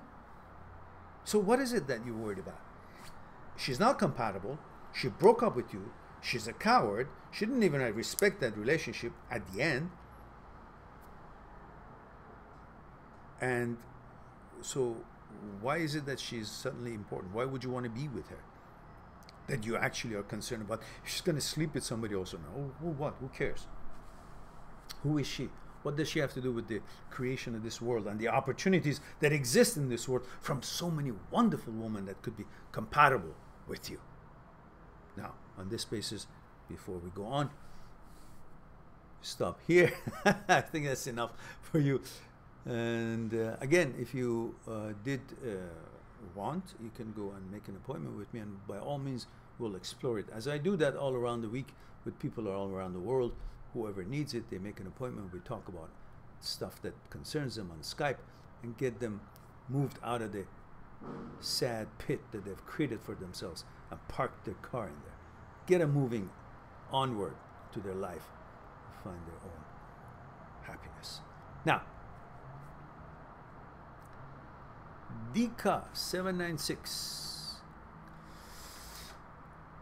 I am not the streamer, but I have been meditating and repeating myself how painful and difficult is to be in that situation, and that situation is worse than being alone. I'm sorry, I don't see the question. Classica says, thank you, Mehran. Your response is very helpful. Good. Glad you like it. Guys, don't forget to share the videos you like on your social media and help us grow. As always, I recommend that. And Murray says, good day. Hello, Murray. Hope you're well. And Foil Grim Timmy says, Mehran. Of course, that's supposed to be Mehran, but let's say she said, He says Mehran, that's good enough. After leaving addiction, I find my slate is clean. Good. It's hard to build a life when I have been robbed of myself for so long. Yes, but you can rebuild. I'm trying to discover my true self after being suppressed for so long. Yes, and you can. Many people have been there and they have come out and they have become amazingly healthy and successful, and you can as well. So keep it up. Don't ever give up. Because the most important thing in life for you is you. If you give up on that, there's no chance that you could ever give up and not give up on anything else. First, don't give up on yourself. Fix everything that needs fixing. Excalibur says, Mehran, how often do you live currently? My notifications are screwed up and I don't catch you anymore. Really? Have you clicked on the bell? Usually I try to have it possibly between Friday, Saturday and Sunday. Either all 3 days or one of the three or maybe two of the three. I'm not sure. Today is just because I really didn't have anything else pressing. So I thought, why not? Because I usually do it early, like 11:30 or 11 or 10 or 12 noon Vancouver time. But today I started much later, like about 2 o'clock. So now it's 4:32, and usually by this time I'm, I don't know, in the gym or somewhere. So that's where I should be heading out anyhow. Excalibur says, yes, it's my browser that needs some love apparently. Yeah, that's right. Well, click on the bell and I don't know, check in every day. Maybe that's the thing. Check in every day.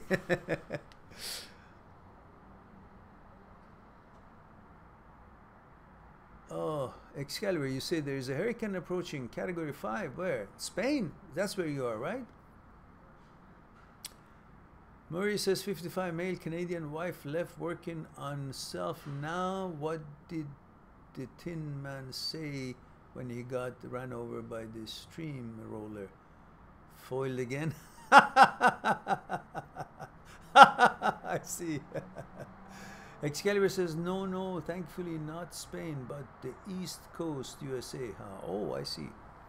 Okay, guys, looks like we've hit all the questions. It's 2 hours and 7 minutes and 50, 51, 52. It's kept going on. Second after our live talk started today. I hope you enjoyed it as much as I did. I love you all. Thank you for sharing your time with me. Please don't forget to share the videos that you like on your social media. Help us to grow.